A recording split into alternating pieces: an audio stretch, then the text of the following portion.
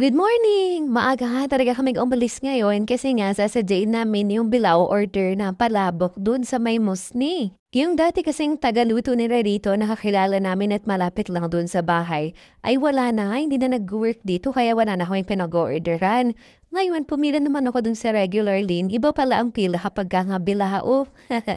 At dahil nga first time namin pumili dito ay hindi nga rin namin alam na ganoon pala.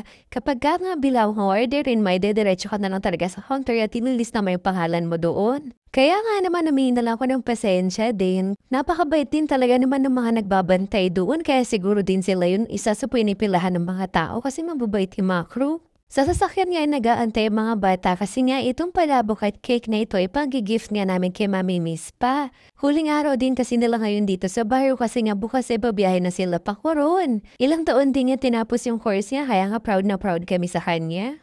Wala talagang mahirap sa mga taong may pangarap.